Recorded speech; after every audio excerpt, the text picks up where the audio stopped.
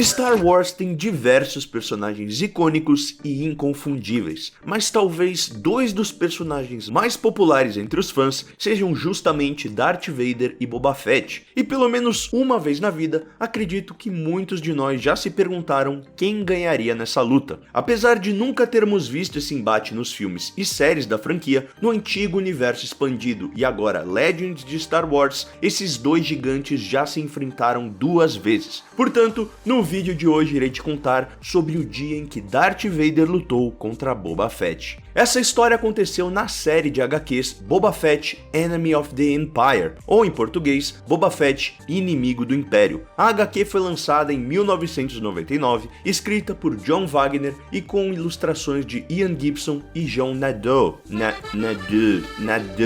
A história começa no planeta Merrix Minor, em algum tipo de monastério, onde os monges são surpreendidos pela chegada de um viajante misterioso pedindo por abrigo e esconderijo. Ele diz que está sendo perseguido pelo temido caçador de recompensas Boba Fett. Os monges então o acolhem e concordam em escondê-lo. Esse viajante se chamava Abal Karda, um ex-oficial do Império que carregava consigo uma caixa misteriosa e a protegia com todas as suas forças. Paralelamente a isso, Boba Fett chegava ao Star Destroyer de Darth Vader. Conhecendo a fama do Lord Sith, Boba Fett pensava consigo mesmo que apenas um tolo entraria com a guarda baixa para um encontro com o temido Sith. Lá, Vader elogiou a reputação implacável de Fett, dizendo que nenhuma presa havia escapado dele. Vader explica que Abal Karda é um inimigo do Império procurado pelo assassinato de seu comandante, e ele dá instruções explícitas a Fett. Mate Karda e me devolva a caixa. A única condição é que Boba Fett não abrisse a caixa de jeito nenhum, já que o conteúdo era confidencial. Fett aceita a missão e parte em busca de Karda. O que ele não desconfiava é que Vader havia colocado uma gangue de assassinos para rastrear Fett e matá-lo após o fim de sua missão. Vader não confiava em Fett por ser um caçador muito poderoso e sabia que seus subordinados jamais o desobedeceriam, pois temiam demais as consequências. Boba Fett rastreia Karda pela galáxia e eventualmente descobre seu esconderijo em Merrix Minor. Mas antes que Fett pudesse confrontar Karda, ele é surpreendido pelos assassinos de Vader. Como era de se esperar, eles são facilmente derrotados pelo caçador de recompensas, que em seguida retoma sua missão. Enquanto isso, no monastério, Karda tornou-se cada vez mais paranoico e perigoso, atirando contra os monges por temer que eles roubassem sua caixa. Ele então é surpreendido pela chegada de Boba, que o atinge com um disparo de blaster e o lança em um poço de lava, resultando em sua morte. A misteriosa caixa que Karda tanto cobiçava estava agora nas mãos de Boba Fett, e as suspeitas do caçador de recompensas acabaram se confirmando. A caixa não continha meras joias ou segredos militares, mas sim a cabeça viva e decepada de Celestrine, a última dos Ikari. Celestrine explica que sua raça foi exterminada pelo Império e que sua espécie era capaz de sobreviver mesmo após o desmembramento. O motivo de sua importância era justamente a outra habilidade impressionante de sua espécie, a premonição, algo que poderia ser muito útil ao Imperador e a Vader. E se você tá curtindo esse vídeo, então deixa aquele like para ajudar o canal a atingir mais fãs de Star Wars, e se é novo por aqui, se inscreva no canal para ver mais vídeos como esse. Antes que Fett pudesse entender a magnitude dessa revelação, Vader chega a Merrix Minor e exige que a cabeça de Celestrine seja entregue a ele. Nesse momento, Celestrine diz que a ganância foi o motivo da queda de Abal Karda e pergunta a Boba Fett se seria a dele também. Ela oferece a ele um vislumbre de seu futuro. "Devo te contar se você vive ou morre?", disse ela. Fett fechou a caixa enquanto sacava um detonador térmico e respondeu: "Eu farei meu próprio destino,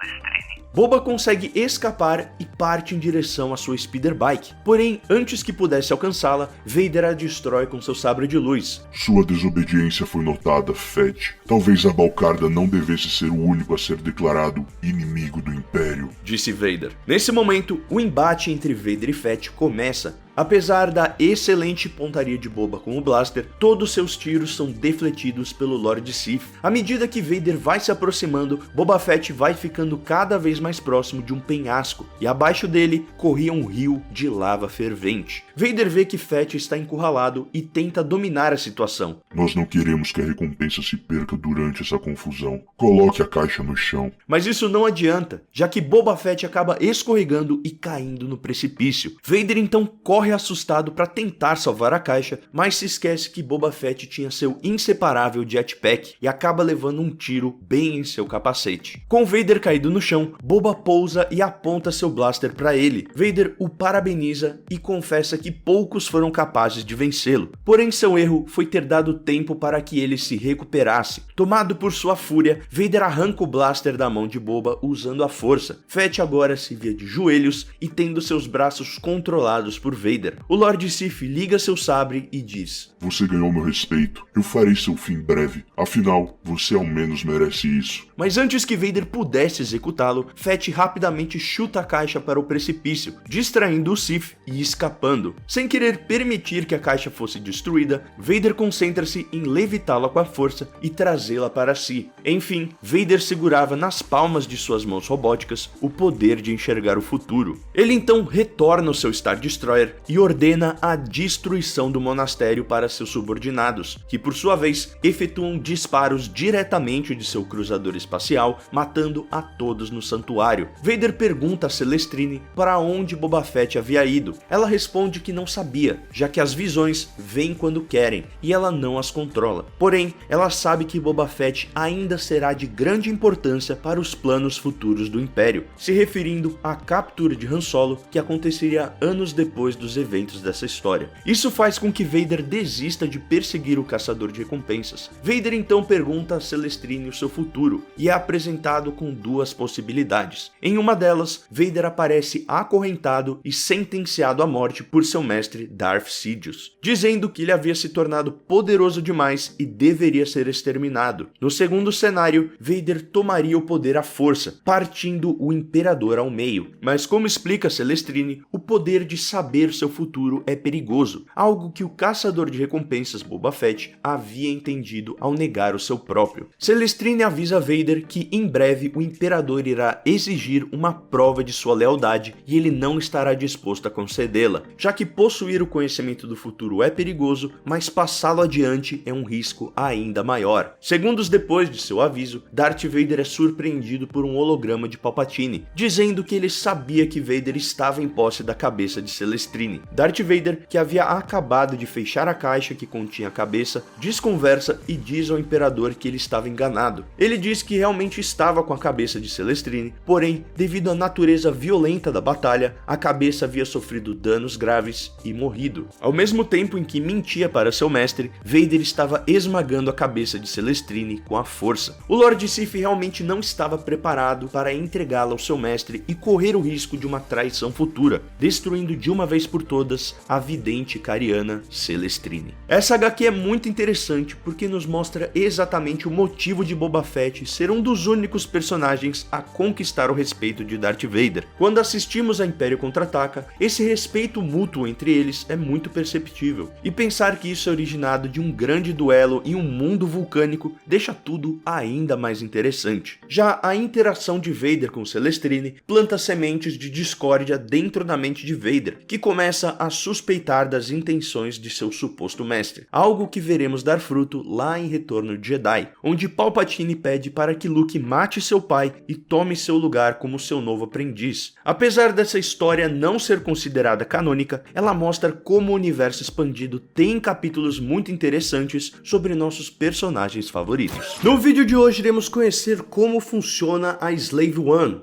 a icônica nave de Boba Fett. Bora explorar sua história, todos seus donos e, claro, seus armamentos e funcionalidades. Lembrando que esse vídeo é um oferecimento da Game Games, a loja mais pop do Brasil. A Slave One era uma nave do modelo Firespray 31 Class, produzida pela Quat Systems Engineering, uma fabricante de naves e caças que já vimos aqui no canal diversas vezes e foram responsáveis pela produção dos Star Destroyers imperiais. Porém, a Slave One era um modelo modificado, já que ao longo dos anos seus donos adicionaram armamentos e a customizaram para ficar ainda mais ágil e com um poder de fogo mais agressivo. Jango Fett foi o seu primeiro dono e ele mudou tanta coisa na nave que o único armamento que ele manteve do modelo original foi o par de canhões blaster na cauda da nave, e mesmo assim ele deu uma atualizada neles para garantir maior precisão de tiro. Ou seja, essa nave era única e tinha o DNA de Jango e Boba em cada peça. Durante essa época, a Slave One já era muito eficaz e armada com uma tecnologia de blindagem superior,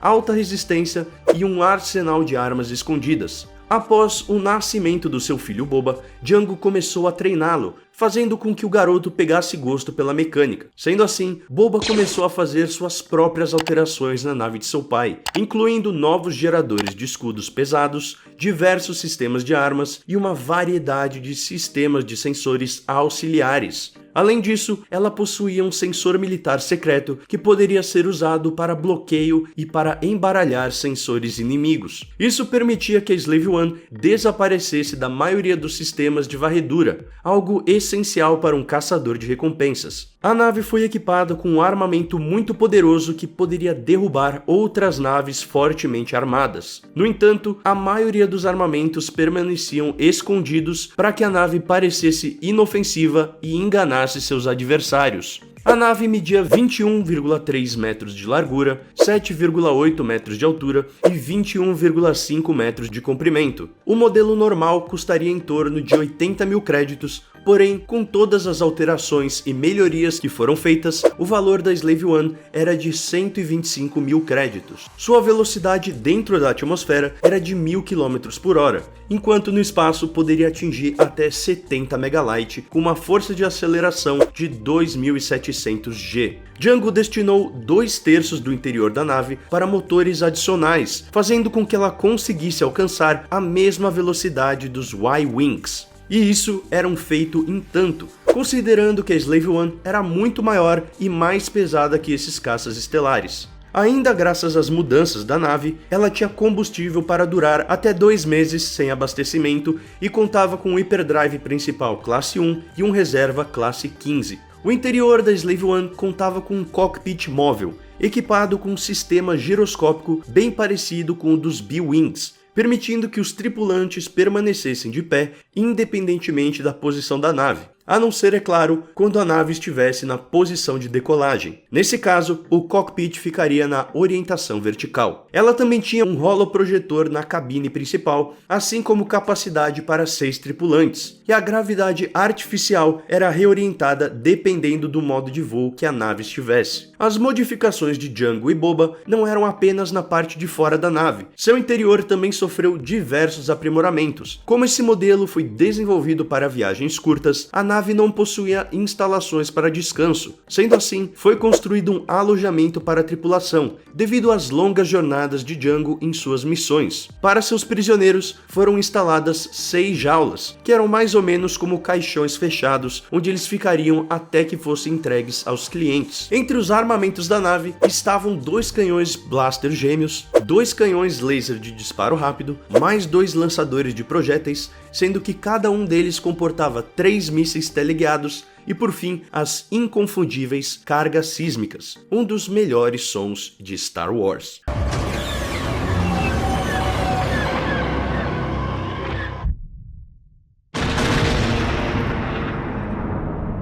A Slave One também possuía torpedos de prótons montados com rastreadores. Ao marcar uma nave com um desses dispositivos, Fett conseguiria rastrear a nave inimiga através do hiperespaço, algo que vimos sendo usado pela Primeira Ordem em Os Últimos Jedi. Como comentei, a Slave One não teve apenas um único dono. Ela obviamente passou de pai para filho após a morte de Jango na Batalha de Geonosis. tornando-se parte da herança de Boba. Porém, ela passou brevemente pelas mãos de mais 2 personagens. Em The Clone Wars, vimos Aurra Sing pilotando a nave enquanto tentava fugir de Ahsoka Tano, e como resultado desse embate, a Togruta acabou usando seu sabre de luz para cortar um dos estabilizadores da nave, fazendo com que ela caísse e quase fosse destruída. Mais tarde, descobrimos que a Slave One sobreviveu ao acidente e foi levada ao hangar secreto de Hondo Ohnaka, que por sua vez a consertou e de quebra a repintou, tendo a audácia de adicionar seu símbolo na parte frontal da nave. Independente disso, a Slave One acabaria voltando para o seu dono legítimo, fazendo parte de sua jornada em The Mandalorian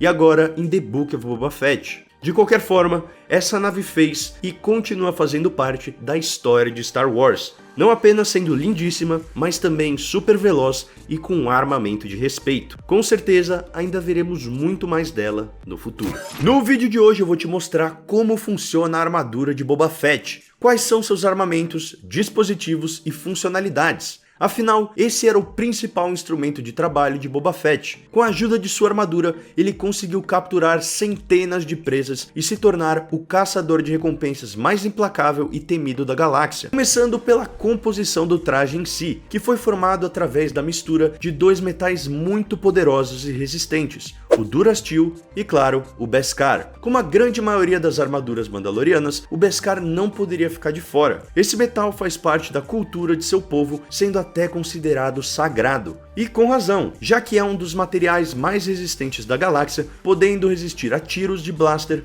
explosões e até mesmo o poderoso sabre de luz. Além disso, a armadura era extremamente durável, podendo ser passada de geração em geração, como foi o caso de Boba Fett, que herdou a armadura de seu pai. Apesar de ser uma excelente opção para caçadores de recompensas, devido a essa impermeabilidade a tiros de blaster, a armadura também tinha seus pontos fracos. Para garantir maior mobilidade e articulação, existiam espaços desprotegidos nas articulações e entre as placas da armadura, fazendo com que tiros certeiros nessas áreas pudessem ser fatais. Uma fraqueza que foi explorada pelos soldados clones durante o cerco de Mandalore, onde derrotaram os Death Watch. E também usuários de sabre de luz como Ahsoka Tano e Maul que atacavam esses pontos fracos. Como comentei, a armadura originalmente pertenceu ao seu pai, Jango, pintada nas cores azul e prata. Porém, ao herdar a armadura de seu pai, Boba Fett a repintou de verde, vermelho e dourado. Embora muitos achem que isso é uma escolha puramente estética,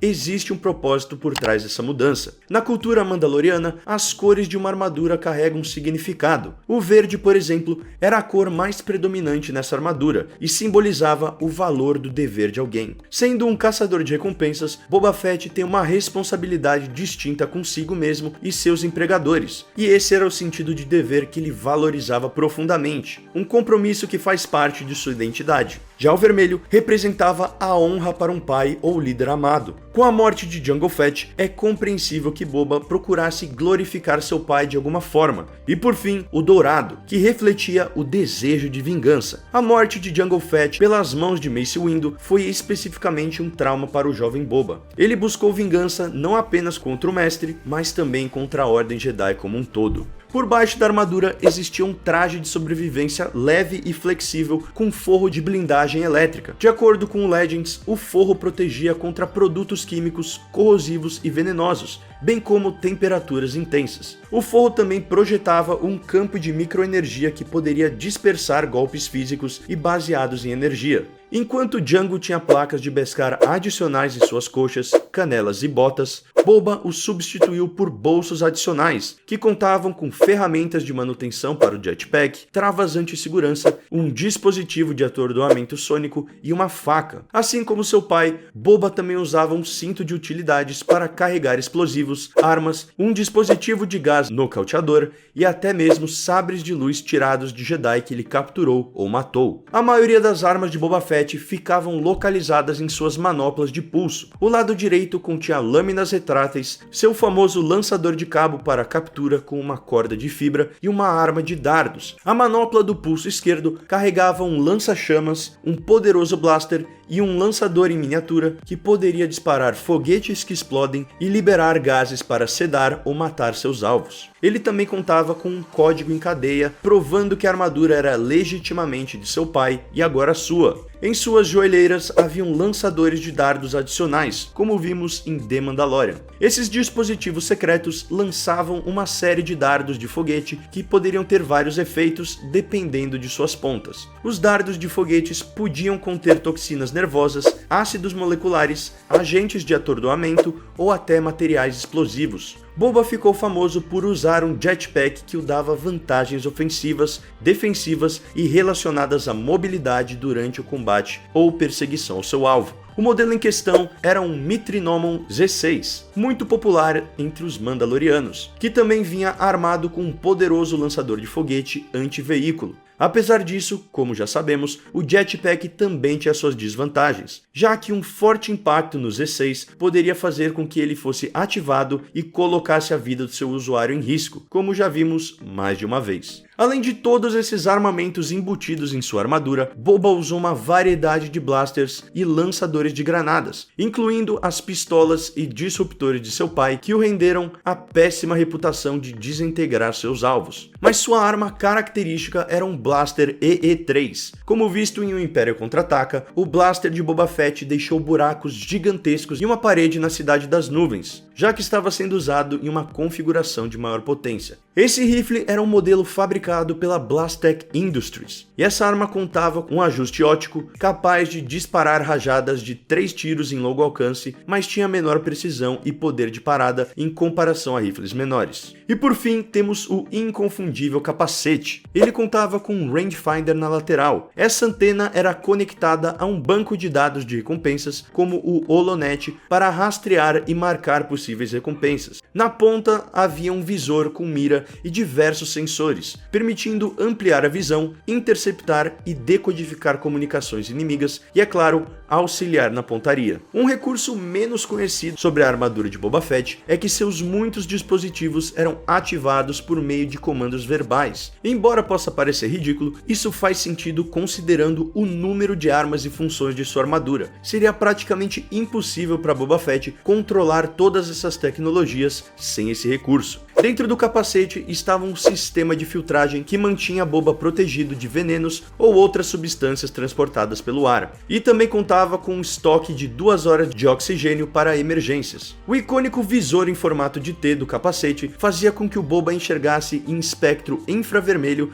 e apresentava um display que alimentava Boba com informações sobre seu ambiente. O capacete também estava ligado às armas, ao jetpack e à Slave One, permitindo que Boba os controlasse. O capacete também captava sons ampliados, e a parte de trás do capacete apresentava um sensor de som integrado, podendo detectar qualquer movimento ou áudio a 100 metros de distância e cobrindo 360 graus. Mesmo o menor movimento ou sussurro era perceptível a esse sistema, portanto, isso fazia extremamente difícil de conseguir surpreender Boba Fett, e é provavelmente por isso que ele conseguiu estar ciente de que Luke Skywalker havia chegado em Bespin em O Império Contra-Ataca. Não é segredo pra ninguém que Boba Fett é um dos caçadores de recompensas mais casca-grossa do universo Star Wars, tendo sido um dos únicos indivíduos a conseguir escapar do estômago de um Sarlacc, evitando ser digerido vivo por milênios. Mas e se eu te dissesse que ele causou uma guerra absurda sozinho? Um grande evento crossover entre diversos quadrinhos de Star Wars publicados pela Marvel e que reuniu vários personagens icônicos da saga com um único objetivo: destruir Boba Fett. Então vem comigo para conhecer essa história épica. Bom, todo esse rolê acontece após Império Contra-Ataca e Boba Fett estava levando Han Solo congelado em carbonita para o Jabba, mas no meio do caminho algo começa a dar errado com a matriz que mantém a carbonita e ele vai até Nar Shaddaa, a lua dos contrabandistas. Lá ele vai até um conhecido, Doc Reagan, um médico que também saberia consertar o dispositivo, porém Boba não tem como pagá-lo, e Doc pede que Fett mate Warman Licton como forma de pagamento, por ela ter matado um lutador que ele patrocinava. O plano era que Boba a matasse durante o torneio de Narcanji. Para não ser reconhecido, Boba pinta sua armadura toda de preto, criando um dos looks mais badass e icônicos do personagem, e ele acaba se inscrevendo no torneio com o nome de Django. Ele vence 4 lutas antes de finalmente enfrentar Warman, que era uma criatura meio aracnídea, e depois de uma boa luta, Boba sai vencedor. Porém, ao voltar até a clínica de Reagan, ele descobre que alguém matou o doutor e roubou Han Solo. Enquanto isso, Luke, Leia, Chewie, C-3PO e R2-D2 seguem em busca de Han e recebem notícias de que Boba Fett foi avistado em Nar Shaddaa. Luke, Chewie e os droids vão investigar e, apesar de confirmarem que Boba esteve lá, não conseguem mais nenhuma informação, além de quase serem mortos ou capturados pelo pessoal de Kanji pela dívida que Fett acabou fazendo por ganhar o torneio, o que faz com que eles escapem e Leia receba uma mensagem de alguém dizendo que estar com Han Solo. Jabba, acreditando que Boba na verdade teria vendido Han Solo para outra pessoa, coloca uma recompensa pela cabeça do Mandaloriano. Nisso, todos os outros caçadores de recompensa decidem tentar a sorte e embarcam na caçada. Dengar e Valance são 2 deles. Dengar, inclusive, foi um dos caçadores de recompensa contratados por Darth Vader para capturar Han Solo em Império Contra-Ataca, e Valance foi um cadete imperial antes de sofrer um acidente que o deixou muito ferido e fez com que ele acabasse se tornando um ciborgue. Sendo assim, os dois se aliaram na caça. Dengar queria Fett para tentar comprar a liberdade de sua mulher, e Valance serviu com Han Solo no Império e queria salvar o amigo. Os dois vão até Nar Shaddaa também em busca de pistas, porém outros caçadores de recompensas, o droid 4-LOM e os Zuckuss, estavam atrás de Valance por uma recompensa anterior envolvendo os sindicatos Unbroken Clan e Mourner's Wild. Dengar oferece a localização de Fett para os dois e acabam ganhando algum tempo. E como a situação só tende a piorar, Darth Vader também tem interesse em recuperar Han Solo por acreditar que isso atrairia Luke. Então ele e Yoshi de Bestun, um assassino que originalmente foi enviado pelo Imperador para matar o Vader, mas que agora estava trabalhando com ele, fazem um acordo com Boko, um membro do Conselho dos Hutts que é digno de uma análise do Rodrigo Góes. E acrescentando mais personagens e tramas nessa história, a Doutora Aphra também entra na bagunça. Ela estava envolvida com a família Tag, dona de uma das maiores corporações da galáxia. Aphra foi contratada por Domina para recuperar artefatos, mas comenta sobre vazamentos de informação da empresa e de outras companhias, enquanto o sindicato Six-Kin envia Just Lucky, um parceiro e inimigo de Aphra, pelo mesmo motivo dos vazamentos de informações. Ainda em Nar Shaddaa, Boba Fett é atacado por Zuckuss e 4-LOM. Ele derrota os dois e descobre sobre a recompensa por sua cabeça. Querendo tirar satisfação, Boba vai até Tatooine, mas com Jabba ausente, Bibi Fortuna explica para ele sobre o convite que Jabba recebeu oferecendo Han Solo em um leilão no planeta de Jekkara. E então, finalmente descobrimos quem está por trás de tudo isso. Lembra da Qi'ra de Han Solo? Pois é, ela e a ressurgida Aurora Escarlate são as mentes pensantes por trás de tudo isso. E esses tais convites foram enviados para todas as organizações mais poderosas da galáxia. No núcleo de rebeldes, Leia descobre sobre o aparente leilão da Aurora Escarlate e decide seguir para Jekkara, mesmo sem convite. Chegando lá, os rebeldes encontram todos os piores seres da galáxia: o Império, os Hutts, o Sol Negro e os sindicatos do crime. Outra pessoa que também não recebeu convite foi Darth Vader. O Império estava representado no leilão por Sly Moore, a administradora de Palpatine, mas ela não tinha a intenção de compartilhar a informação com Vader e até mesmo contratou IG-88 para matar o Lord Sith com códigos imperiais capazes de travar a armadura dele. Porém, era óbvio que isso não seria suficiente para derrotá-lo, e Vader ainda consegue a informação sobre o leilão. Também a caminho de Jekkara está a Doutora Aphra, que encontrou o convite da Aurora Escarlate procurando o primo de Domina Tag. Chegando em Jekkara, Boba Fett é atacado por Bossk, e depois de uma explosão, o Trandoshano perde as 2 pernas. Mas nem fica preocupado, tá tudo bem, elas vão crescer de novo, já que a espécie dele é capaz de se regenerar. Inclusive, se você aprendeu algo novo nesse vídeo, deixa o like para que mais fãs de Star Wars tenham acesso a esse conteúdo. E assim, Boba o deixa amarrado. Já no planeta também, Aphra está disfarçada e observando todo o leilão, buscando todas as informações que conseguisse. Nisso, ela é abordada pelo que ela acreditava ser um soldado clone, mas na verdade era Boba Fett, que pediu para ela criar uma distração quando ele desse um sinal. E então o leilão começa, junto com outras 1000 coisas. Os lances lances começam a ser dados e Jabba oferece 1 milhão de créditos, o que vai muito além da própria recompensa e a dívida de Han Solo com ele, que a gente já comentou nesse vídeo aqui e eu altamente recomendo. Além disso, Boba Fett encontra Leia, Lando e Chewie escondidos e dá o sinal para Aphra criar sua distração. Nesse mesmo momento, Darth Vader aparece de penetra e para Aphra, Vader surgindo já é uma distração suficiente. Afinal, o Lorde Sombrio chegou dizendo que o leilão havia acabado e ele simplesmente levaria Han Solo em nome do Império. Qi'ra não concorda e confronta Vader, lutando contra ele. Durante esse confronto, Boba também precisou enfrentar Leia, Lando e Chewie. E apesar da desvantagem numérica, ele sai vitorioso. Surpreendendo o próprio Darth Vader, Qi'ra se mostra uma adversária em tanto e consegue segurar Vader durante um bom tempo. Mas ele a encurrala em dado momento, fazendo com que ela seja salva pela chegada de Luke Skywalker. Vader sente a chegada do filho e sugere um encontro entre os dois, sobre a ameaça de matar Han Solo se ele não aceitasse. Luke aceita o desafio e Vader segue para o seu caça, ordenando que os Imperiais levassem Han Solo até o Executor. Porém, nem todos aceitam tão facilmente o fim abrupto do leilão. O Hutt, Boko, ficou indignado por Jabba acatar os caprichos de Darth Vader e instiga o Conselho Hutt a agir. A perseguição por Han Solo então passa para as naves. Boba Fett encontra Valance e Dengar, que finalmente chegaram ao leilão, e acaba se aliando ao Cyborg para tentar recuperar Han Solo. Leia, Lando, Chewbacca e os droids seguem na perseguição com a Millennium Falcon, tentando interceptar o transporte imperial antes que ele chegasse no Executor. Com todos nas naves, os rebeldes, com a ajuda de Lobot, conseguem incapacitar a nave imperial, só para serem incapacitados pela bomba sísmica de Boba Fett, e verem as naves dos Hutts também se aproximarem do transporte com Solo. Enquanto Vader e Luke se enfrentam nos caças, outros agentes imperiais lutam uns contra os outros. Ott enfrenta Sly Moore e ela inclusive envia droids para atrapalhar Darth Vader e tentar ajudar Luke a derrotá-lo. E nesse momento várias coisas já estavam acontecendo simultaneamente. A Falcon é consertada, o transporte com Han Solo segue para Executor e os Hutts pressionam um ataque contra a nave imperial, além de Boba Fett armando um plano para recuperar sua recompensa. Boba entra a bordo da Executor usando códigos de quando trabalhava para Vader. Esses mesmos códigos foram passados aos rebeldes por Qi'ra. Contextualizando o plano da Aurora Escarlate, Qi'ra tinha como objetivo devolver Han Solo para os rebeldes e armou todo o leilão como uma forma de conseguir fazer isso e ainda criar um espetáculo. O plano original envolvia não entregar Han ao vencedor do leilão, mas receber os créditos mesmo assim. Para isso, ela se inseriu em cada sindicato, em cada organização e armou tudo sozinha. Os vazamentos da informação, os convites e até mesmo os ataques dos Hutts ao Império, liderado por Boko, tudo isso foi articulado por Qi'ra. Inclusive, esse ataque dos Hutts resultou no assassinato de todos os membros do Conselho por Darth Vader, que considerou o ato como uma traição, deixando apenas Jabba the Hutt como sobrevivente. Mas na Executor, Boba seguiu para onde Han teria sido levado e descartou Valance. Porém, chegando lá, ele encontra Lando, Leia e Chewie, que chegaram até lá com a ajuda de uma Imperial aliada da Aurora Escarlate. Mas um míssil atinge a nave e acaba fazendo Han cair para a atmosfera do planeta. Boba Fett dispara em direção a ele com a sua mochila jato e o recupera, terminando tudo da maneira que havia começado. Já em Tatooine, Boba finalmente entrega Han Solo para Jabba e assim termina a saga da Guerra dos Caçadores de Recompensa. Porém, essa foi apenas a primeira parte de uma trilogia que continuou com outro crossover chamado O Reinado Escarlate e foi concluída com outro arco chamado Império Oculto. E se você quiser que eu faça um vídeo sobre esses dois outros arcos, então deixa o like aqui e se a gente chegar a 5.000 likes, eu prometo fazer esses dois vídeos. Além de toda essa história, tem muito mais que estava acontecendo. O crossover, no geral, foi excelente, tendo o único ponto negativo como a previsibilidade, já que a gente sabia que de um jeito ou de outro, Boba Fett conseguiria recuperar o Han Solo e levá-lo para o Jabba, por motivos de retorno de Jedi tinha que acontecer. Mas isso não diminui a grandiosidade desse baita evento. Boba Fett é um dos personagens mais icônicos e conhecidos de Star Wars, tendo ganho os fãs desde sua breve aparição em Império Contra-Ataca. Porém, sua infância e juventude permanecem envoltas em mistério, e pouco se sabe sobre como ele acabou se tornando o temido e cabuloso caçador de recompensas que amamos. Com certeza, a morte de seu pai foi um grande ponto de virada para o personagem, e o Legends de Star Wars nos proporciona uma história muito interessante sobre o que Conde Dooku fez com Boba Fett após a morte de Jango Fett. Então vem comigo para descobrir tudo isso. Jango Fett era um Mandaloriano e um caçador de recompensas lendário. Suas habilidades o colocaram no radar de Conde Dooku, que precisava de um doador genético para o exército de clones. Ao ser contratado, Jango pediu apenas seu pagamento em um único clone inalterado, para ser o seu filho. Ao longo da parceria com Dukan, o Conde passou a respeitar o caçador de recompensas por sua competência, mas principalmente por sua postura, tanto que ele revelou a Django a sua identidade como Darth Tyrannus e o verdadeiro objetivo do exército clone. A relação de Jango Fett e seu filho Boba era muito próxima, e ele ensinou muitas coisas a seu filho e acabou revelando a identidade secreta de Conde Dukan para ele, o que provou ser um grande problema para o Conde Dukan quando Mace Windu matou Jango Fett na arena de Geonosis. Boba ficou sozinho após a morte de seu pai,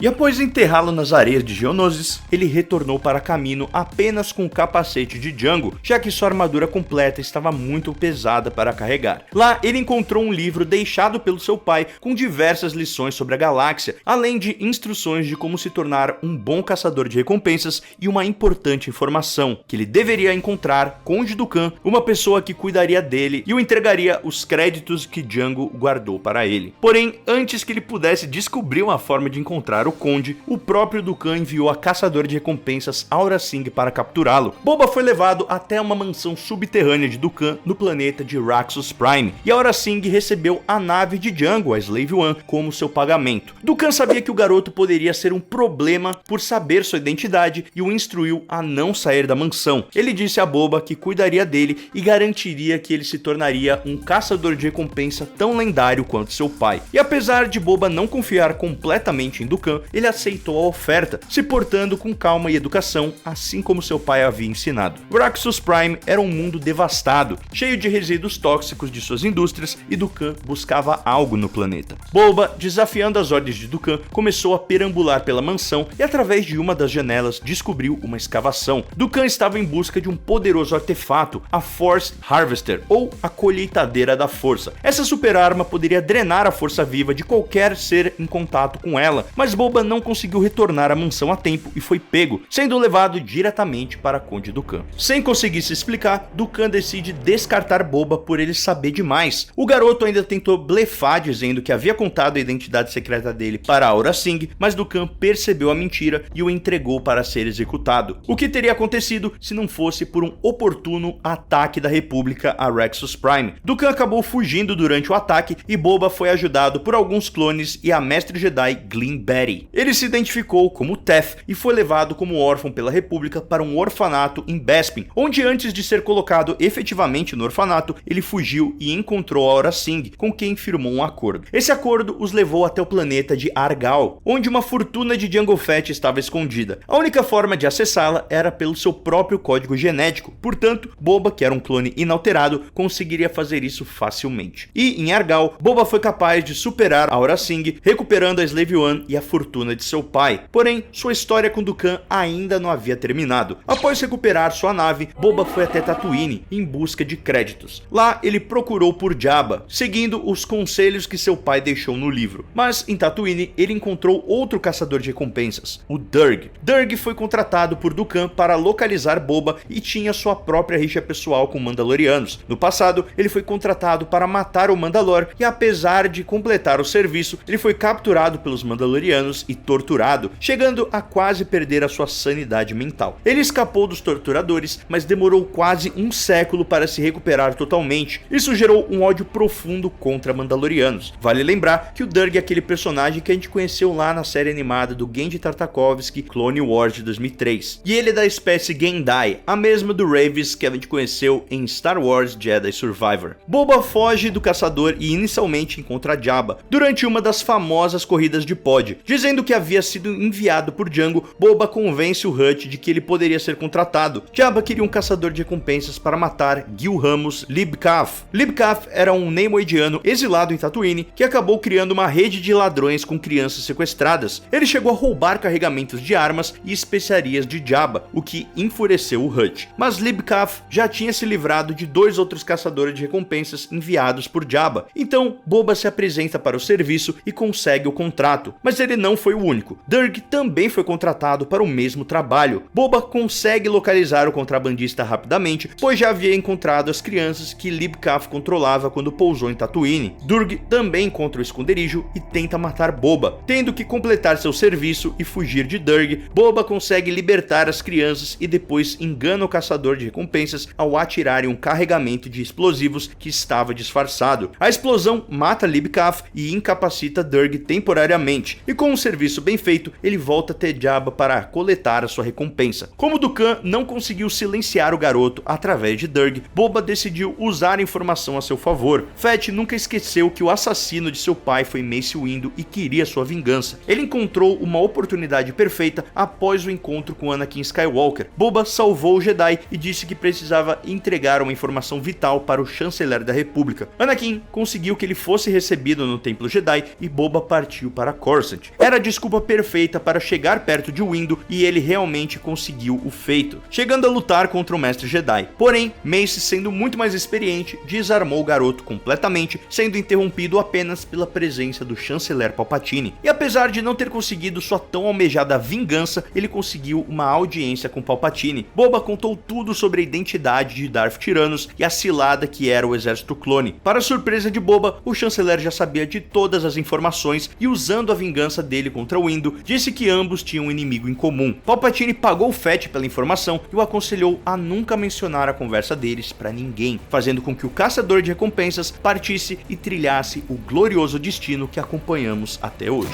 Não é segredo para ninguém que Boba Fett sempre foi um dos personagens mais enigmáticos e misteriosos, mas existem alguns fatos sobre ele que até os fãs mais apaixonados nem suspeitam. No vídeo de hoje irei te contar 10 curiosidades que talvez você não sabia sobre o Boba Fett. Vamos começar pela origem do seu nome de família, o Fett. Star Wars sempre foi conhecido por seus nomes únicos e às vezes bem estranhos, como Mestre Sifo Dyas, Conde Dooku e, claro, o alienígena Pau, de Rogue One, que na verdade é apenas um apelido, já que seu nome inteiro é Paudok Draba Takat Sapderekti Nik Linketi Ki Vek Nik Se Seveth Likek. Ufa, esse foi difícil. Segundo o Legends de Star Wars, o sobrenome de Boba tem uma história por trás. Fett é na verdade uma variação da palavra mandaloriana Vet, que significa fazendeiro, o que faria com que o caçador de recompensas mais temido da galáxia se chamasse Bob o Fazendeiro. O clã Fett é uma das famílias mandalorianas mais antigas e com uma história rica e cheia de tradição. Dentro de sua linhagem estavam pessoas de todas as classes sociais, desde simples fazendeiros até poderosos líderes de guerra. O nome dos Fett se tornou conhecido por produzir guerreiros habilidosos que travavam batalhas épicas contra os Jedi. Jeremy Bulloch não conseguia ver nada com capacete. Ao longo desses 41 anos em que o personagem existe, muitos atores foram responsáveis por dar vida a Boba Fett. Porém, o ator mais associado com o caçador de recompensas é Jeremy Bulloch, que vestiu a armadura nos filmes da trilogia clássica. Apesar dessa grande honra, a tarefa de encarnar o personagem não era fácil. De acordo com Bulloch, o simples fato de vestir o traje já era um desafio em tanto. Em uma entrevista para Trylist, ele fala que era difícil até de andar e falar. O ator disse que o visor do capacete embaçava constantemente devido à sua respiração. Por isso, ele foi forçado a memorizar e contar seus passos para conseguir se locomover em cena. Tudo isso enquanto ele ainda tinha que parecer o mais descolado possível. Ele também se lembra do tempo durante as filmagens de Império Contra-Ataca, onde ele acidentalmente pisou na capa de Darth Vader e errou as poucas falas que tinha. E agora, toda vez que eu reassistir o filme, eu vou ficar reparando nisso e imaginando o pobre Jeremy sem enxergar nada e contando os passos. 1, 2, trava na pose. Boba Fett treinou a filha de Han Solo contra seu irmão gêmeo. No Legends de Star Wars, temos muitas coisas que aconteceram diferente do cânone, entre elas a família de Han Solo e Leia Organa. Ao invés de terem apenas um filho, Ben Solo, eles acabaram originando um casal de gêmeos, chamados Jaina e Jacen, e posteriormente tiveram Anakin Solo também. Um dia, Jaina teve que pedir ajuda ao ex-inimigo de seu pai, Boba Fett. Tudo porque seu irmão Jacen lentamente começava a se voltar para o lado sombrio. Ele assumiu o controle da Aliança Galáctica, matou sua tia Mara Jade e acolheu seu próprio aprendiz, tornando-se Darth Caedus. Jaina percebeu que tinha que deter seu irmão e recorreu a Boba Fett para ajudá-la. Fett concorda e a treina para lutar contra Caedus. Eventualmente, os dois irmãos se encontram e têm um duelo épico de sabre de luz. Jaina consegue triunfar e restaura a ordem para a galáxia em uma vitória profundamente emocionante. Nesse caso em específico, as habilidades de Boba Fett em matar Jedi foram usadas para o bem da galáxia. Boba Fett quase foi irmão de Anakin. De acordo com a editora e ex-mulher de George Lucas, Marcia Lucas,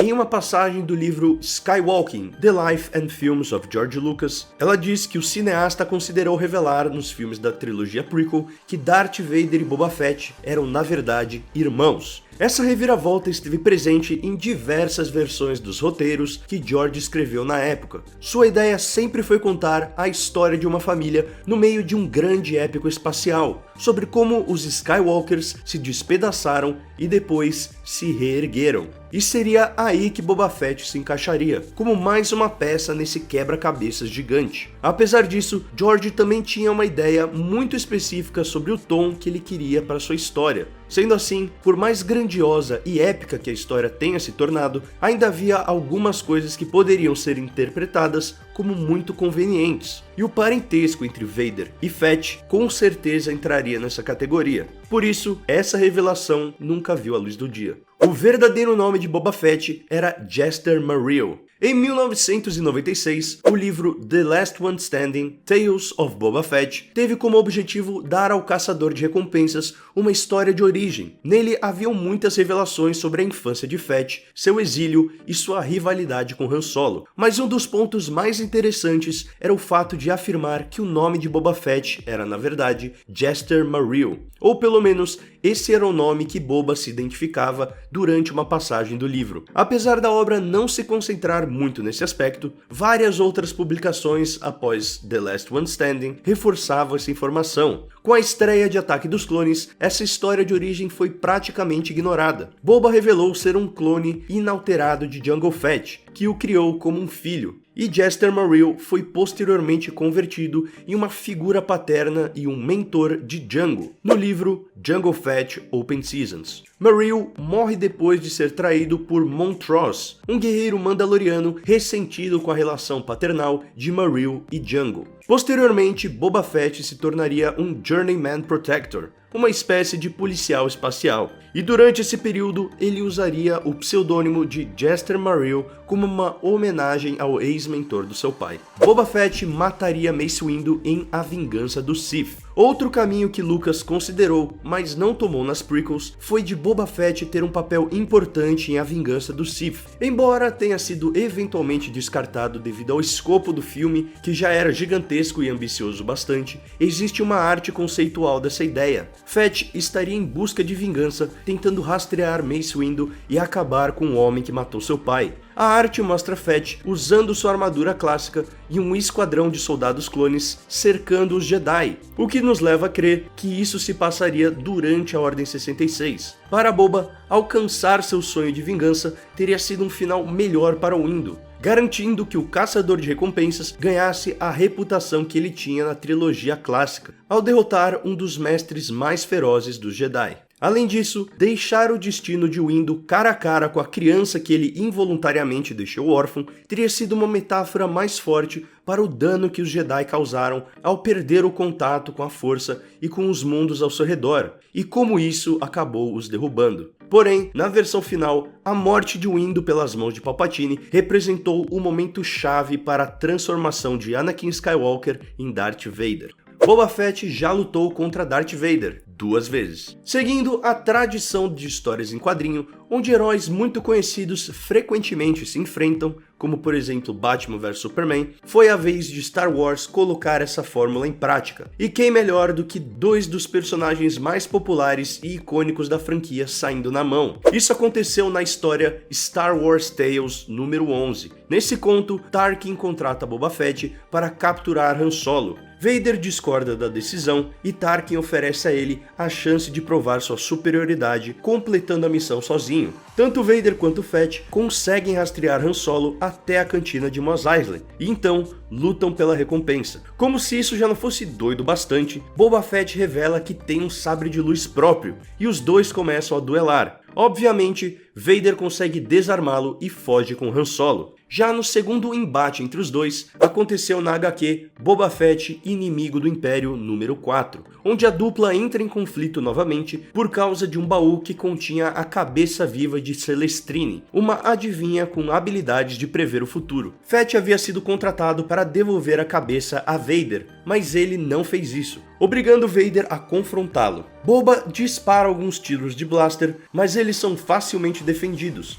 A luta então chega ao seu auge quando Vader aparentemente engana Fett para que ele caia de um penhasco. Vader avança sobre Fett, mas é atingido por um tiro de blaster no rosto. Fett joga o baú perto da borda do penhasco e Vader abandona a batalha para recuperá-lo, deixando Boba Fett escapar como vencedor da luta. Então, já que assim, a gente pode dizer que os dois estão empatados. Mark Hamill queria que Boba Fett fosse a mãe de Luke. Essa é com certeza a curiosidade mais maluca aqui da lista. Desde sua primeira aparição, Boba Fett se tornou alvo de incontáveis teorias por parte dos fãs. Uma das teses mais obscuras e criativas era que por trás do capacete de Boba estaria o rosto da mãe de Luke Skywalker. Lembrando que nessa época as prequels ainda não tinham sido escritas por George Lucas, e o próprio Mark Hamill confirmou que sugeriu essa reviravolta para George, que pode ter sido originada pela teoria de um fã. O ator estava tentando pensar em algo que pudesse superar a revelação de que Darth Vader era o pai de Luke. Ele não tinha ideia na época que Lucas estava se preparando para adicionar Leia Organa à família Skywalker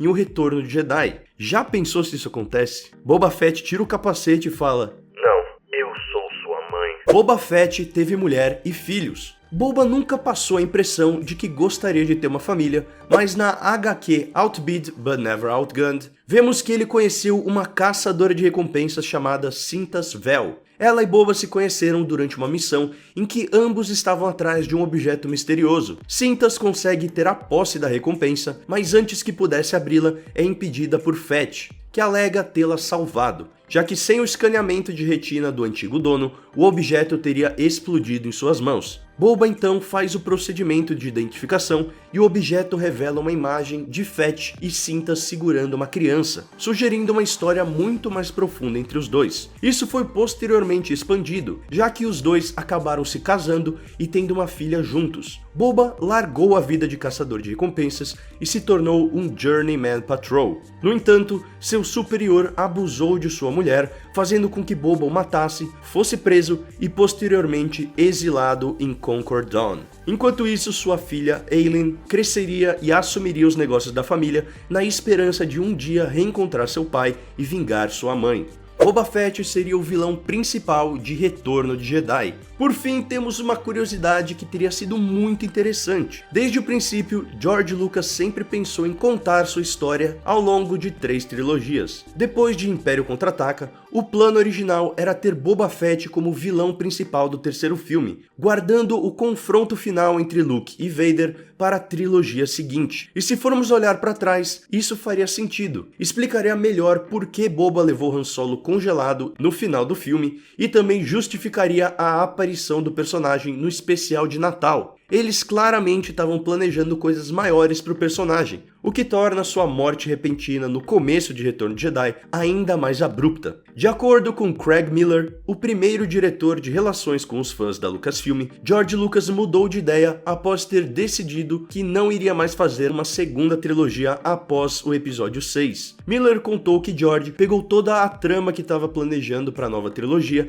e espremeu tudo em um filme só, que seria o Retorno de Jedi que vimos no cinema. O que é uma pena, já que não conseguimos ver Boba Fett em todo o seu auge na telona. Mas graças à série The Book of Boba Fett, teremos 7 episódios para ver nosso caçador de recompensas favorito quebrando tudo e com certeza fazendo jus à sua fama. No vídeo de hoje vamos conhecer a história completa do lendário caçador de recompensas Boba Fett. Afinal, qual foi a sua origem? Como ele se tornou essa presença que inspirava medo pela galáxia? E quais foram os pontos centrais de sua jornada até aqui? Além de saber mais sobre vários acontecimentos que rolaram fora dos filmes da franquia. A história de Boba Fett está intrinsecamente ligada ao seu pai, Jango Fett. Alguém desavisado poderia ver os dois juntos e falar: "Nossa, seu filho é a sua cara". E nesse caso, em específico, essa pessoa estaria literalmente certa. Jango Fett serviu como molde para a produção de clones da República. Afinal, ele era um dos maiores guerreiros que já haviam cruzado pela galáxia. Por sua força, inteligência e disciplina, Jango era tido como o candidato perfeito para gerar uma leva de guerreiros que serviriam contra os separatistas durante as Guerras Clônicas. Esse exército, que foi encomendado por Sifo Dyas e fazia parte dos planos malignos de Palpatine e Conde Dooku. Em troca de fornecer o seu material genético aos cientistas caminoanos, Jango tinha uma única exigência: um clone inalterado para si, além de um belo pagamento, é claro. Já o restante dos clones teriam um crescimento acelerado e um temperamento mais obediente. Esse clone inalterado era chamado de Alpha pelos caminoanos, o primeiro de sua espécie. Alpha também é a primeira letra do alfabeto grego, um contraponto a Ômega, que é a última letra do alfabeto e também representou a única e última clone de Jango Fett. Apesar de saber da origem da criança, Jango o acolheu e o criou como um filho, nomeando-o Boba Fett. Em sua infância, Boba vivia em Kamino ao lado de seu pai, que o ensinou muitas das habilidades que aprendeu como caçador de recompensas, incluindo artes marciais, técnicas de sobrevivência e, claro, como manusear um blaster. Boba também passou pelo treinamento de Clone Trooper e ia aprendendo a comandar e operar os sistemas de armas na nave de seu pai, a Slave One. Aliás, um dos grandes fatores para que Boba se tornasse um guerreiro tão poderoso é justamente a sua genética e os ensinamentos de seu pai. É como se você pudesse voltar no tempo e ensinasse a sua versão mais jovem tudo o que aprendeu e também conseguisse evitar que ele cometesse os mesmos erros que você. Sendo assim, Boba e Jango eram inseparáveis dentro de Kamino. Após muitos anos de treinamento, Jango finalmente decidiu levar seu filho em uma de suas missões como caçador de recompensas, onde ambos deveriam recuperar a filha de um Twi'lek. Nessa missão, Boba se mostrou tão inteligente e habilidoso quanto seu pai, ganhando sua confiança, seu respeito e dando início ao seu legado. Porém, esse período de paz ao lado de seu pai acabaria com o início das Guerras Clônicas, logo após a vinda do mestre Obi-Wan Kenobi a Kamino, em busca do responsável pela tentativa de assassinato da senadora Padme Amidala em Coruscant. O Jedi ligou os pontos e chegou ao caçador de recompensas, dando início a uma perseguição. Durante a luta, Boba usou os canhões blaster da nave e disparou contra Kenobi repetidamente na tentativa de proteger seu pai. Apesar de conseguirem escapar, Kenobi havia implantado um rastreador na nave e posteriormente os perseguiu até Geonosis, quase sendo destruído pelas icônicas cargas sísmicas da Slave One. Em Geonosis, uma grande batalha começou. Cavaleiros Jedi de um lado e droides separatistas do outro. Jango Fett estava encarregado da proteção de Conde Dooku, mas acabou sendo derrotado por Mace Windu, em frente aos olhos de Boba Fett. Esse evento traumático alimentaria um ódio interno pelos Jedi que Boba manteve até sua idade adulta. Embora não confirmado, é possível que as tranças que ele usava como troféu em volta do seu ombro possam ter pertencido a um Jedi que ele perseguiu durante a Ordem 66. Embora a versão mais popular é que se tratava de escalpos de Wookiee. De qualquer forma, isso fez com que sua primeira ofensiva contra o Jedi tenha sido justamente uma missão de assassinato contra Mace Windu, onde Boba se infiltrou a bordo da Endurance, se passando por um cadete clone chamado Lucky. Lá, Boba mostrou suas habilidades de tiro, sendo o único a acertar os alvos com precisão. Uma vez dentro da nave, ele implantou uma bomba nos aposentos de Windu, mas que acabou sendo detonada sem a presença dele. Como plano B, ele sabotou o reator da nave, fazendo com que ela caísse no planeta mais próximo. Na esperança de preparar outra armadilha para Windu, Boba equipou o velho capacete de seu pai com explosivos na ponte de comando da nave, que seria detonado se Windu viesse à procura de algum sobrevivente. O mestre Jedi, juntamente com Anakin, chegou logo em seguida, e o capacete explodiu logo depois que Windu lembrou que Jango tinha um filho, deduzindo que Boba era o responsável pela tentativa de assassinato. Windu e Skywalker não morreram na explosão, mas ficaram presos nos escombros da nave. Após sua tentativa fracassada de vingar seu pai, Boba iniciou seu aprendizado de caçador de recompensas sob a orientação de Aurra Sing, o que chega a ser meio irônico, icônico, já que ela era sensitiva à força e já havia sido treinada por Ki-Adi-Mundi antes de deixar a Ordem Jedi.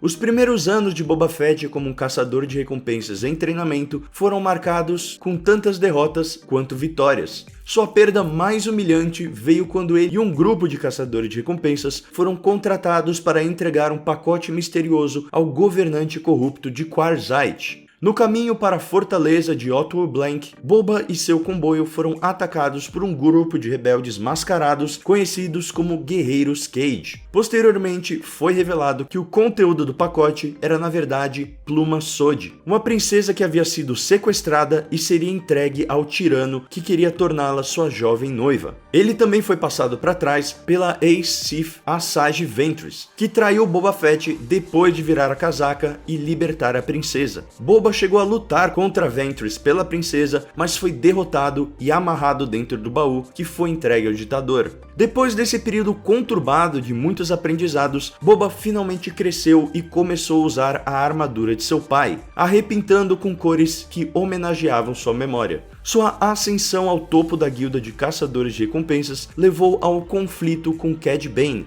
que era o caçador de recompensas predominante durante a Era das Guerras Clônicas. Mesmo com Boba saindo vitorioso desse conflito, ele carregou consigo um lembrete, o icônico amassado em seu capacete de Beskar. Durante o período da Guerra Civil Galáctica, entre a Aliança Rebelde e o Império Galáctico, Boba Fett já havia alcançado o status de um dos maiores caçadores de recompensas da galáxia. Seus empregadores mais frequentes nesse período foram Jabba the Hutt e Darth Vader. Na verdade, Boba se tornou um contratado tão frequente do Império que ganhou o apelido de braço direito de Vader, além da reputação de desintegrar suas presas. Um dos primeiros contratos que Boba Fett tinha feito a serviço de Vader foi uma missão secreta em Pana Prime. Foi ali que ele teve seu primeiro encontro com os heróis da rebelião, Luke Skywalker, Leia Organa, Han Solo e Chewbacca. Embora ele tivesse se apresentado como um aliado, essa farsa foi logo revelada graças à ajuda de R2-D2 e C-3PO. Seu segundo encontro com Luke Skywalker ocorreu tempos depois, após Darth Vader ter contratado Boba Fett para descobrir a identidade do herói rebelde que destruiu a primeira Estrela da Morte. Luke mal sobreviveu a essa emboscada na casa de Obi-Wan Kenobi em Tatooine, exceto pela ajuda de R2-D2. Mesmo que Boba não tenha conseguido capturar Luke, ele conseguiu obter as informações que seu empregador procurava saber.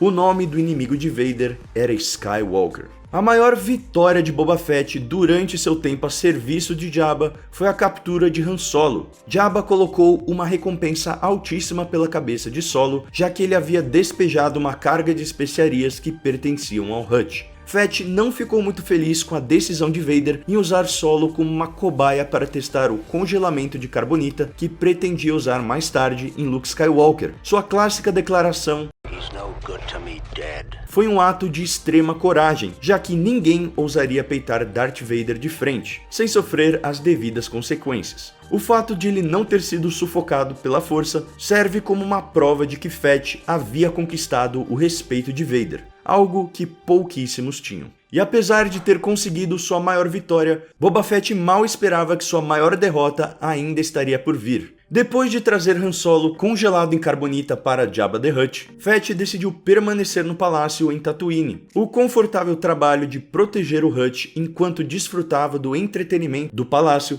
foi interrompido após a chegada de Luke Skywalker. O Jedi enfureceu Jabba ao escapar e matar seu rancor de estimação, fazendo com que ele fosse sentenciado a virar lanche de Sarlacc nas dunas de Tatooine. Felizmente, Luke estava preparado para isso graças à ajuda de R2-D2 e Lando Calrissian. Durante o caos que rolou após Luke pegar seu sabre, Boba foi atingido por trás por Han Solo completamente cego e teve uma morte digna dos Trapalhões. Sendo assim, por muitos e muitos anos, esse havia sido o fim da história de Boba Fett, pelo menos dentro do cânone de Star Wars, deixando um gostinho amargo para os espectadores e entusiastas do personagem. Porém, na segunda temporada de The Mandalorian, tivemos um reencontro glorioso com esse personagem tão amado pelos fãs, onde o acompanhamos em uma busca por sua armadura, enfrentando um batalhão inteiro de Stormtroopers para recuperá-la e também a sua ajuda ao mando em resgatar o pequeno Grogu de Moff Gideon. E por mais incrível que pareça, sua participação na série conseguiu alguns feitos impressionantes. Não apenas devolveu o personagem de volta para a história, como consertou sua origem e de seu pai, como Mandalorianos de verdade, mas também conseguiu representá-lo como o guerreiro casca-grossa e imbatível que ele sempre foi, com cenas de ação empolgantes e também uma mudança de tom que nos fez vê-lo como um anti-herói ao invés de um vilão. No final das contas, conhecendo toda a sua trajetória, conseguimos entender melhor quem realmente é Boba Fett. Um homem que viu seu pai sendo morto na sua frente, que se perdeu em busca de vingança e que depois seguiu os passos de sua família e construiu um império para si. The Book of Boba Fett está quase entre nós e com certeza trará novas informações, tanto sobre seu passado quanto sobre seu futuro, continuando a jornada de um dos maiores personagens da cultura pop, que mesmo depois de 41 anos de existência, ainda tem muita lenha para queimar. Vida longa a Boba Fett.